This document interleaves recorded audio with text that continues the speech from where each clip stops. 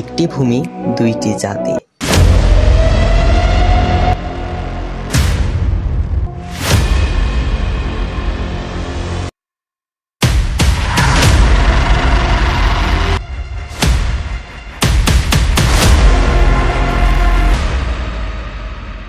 ইতিহাসের সবথেকে পুরাতন সংঘাতগুলোর একটি ইসরায়েল ও ফিলিস্তিনের যুদ্ধ। শুরুটা হয়েছিল রাজনৈতিক চুক্তির মাধ্যমে, কিন্তু শেষটা এখনো রক্তাক্ত। এই ভিডিওতে আমরা দেখব পুরো কাহিনী অতীত থেকে বর্তমান পর্যন্ত বিস্তারিতভাবে। 1517 সালে এই অঞ্চলটি ছিল অটোমান সাম্রাজ্যের অংশ। এখানে মুসলিম, ইহুদি ও খ্রিস্টান একসাথে থাকত। কিন্তু প্রথম বিশ্বযুদ্ধে অটোমান সাম্রাজ্য খুব খারাপভাবে পরাজিত হয়। অটোমান সাম্রাজ্য পরাজিত হলে এই অংশের দায়িত্ব নেয় ব্রিটিশরা। 1917 সালে ব্যালফোর ঘোষণাই ছিল আগুনে প্রথম স্ফুলিঙ্গ। এতে বলা হয় ইহুদি জনগণের জন্য একটি জাতীয় আবাসভূমি গড়ে তোলা হবে ফিলিস্তিনে। সম্পূর্ণ ইউরোপ জুড়ে ইহুদিদের উপর নির্যাতন বেড়ে গেলে তারা ফিলিস্তিনে অভিবাসন শুরু করে। 1930 থেকে 40 দশকে লাখ লাখ ইহুদি আসে।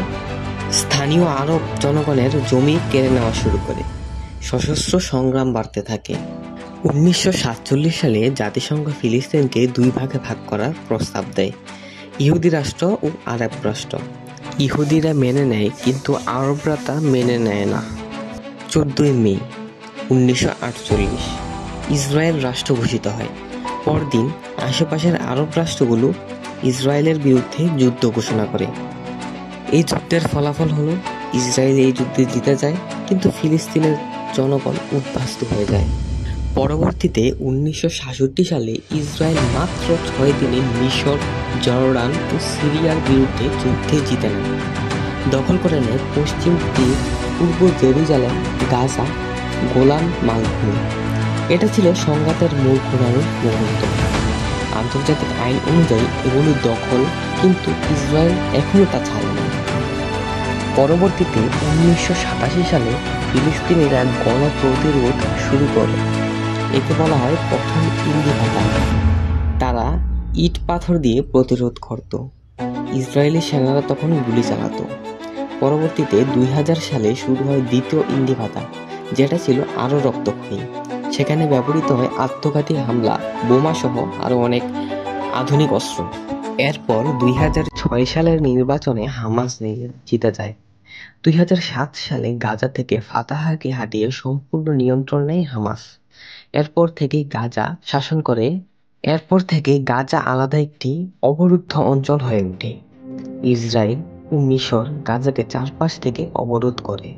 একের পর এক গাজা যুদ্ধ, প্রতিবার ইসরায়েলি বিমান হামলা ও ইসরায়েলি রকেট। হাজার হাজার প্রাণহানি, ধ্বংস, আহত শিশু, বিশেষ করে নারী ও শিশুদের উপর অনেক অত্যাচার চলে। প্রতিবার আন্তর্জাতিক উদ্বেগ, কিন্তু তেমন কিছু বদলায়নি। গাজার মানুষ এখন সবচেয়ে বড় মানবিক সংকটে। 7 অক্টোবর 2023 হামাসের আকস্মিক হামলা, ইসরায়েলে 1200-র বেশি মানুষ নিহত হয়। পাল্টা প্রতিরোধে ইসরায়েল গাজায় শুরু করে ভয়াবহ আক্রমণ। লক্ষাধিক মানুষ বাস্তুচ্যুত হয়, হাজার হাজার মানুষ নিহত হয়। এই 1200 প্রাণের বিনিময় হিসাবে দিতে হয় লক্ষাধিক প্রাণ। মানবিক সহায়তা বন্ধ হয়, হাসপাতাল ধ্বংস করে দেয় ইসরায়েলি বাহিনী। এই যুদ্ধকে অনেকে বলেছে 21 শতকের নাকবা। এখানে জাতিসংঘ বলেছে দুপক্ষই যুদ্ধাপরাধে যুক্ত। ফিলিস্তিনিদের রাষ্ট্র নেই, স্বাধীনতা নেই। ইসরায়েল বলেছে ওরা অস্তিত্ব হুমকির মুখে। এখন প্রশ্ন হচ্ছে, এই যুদ্ধের শেষ কোথায়?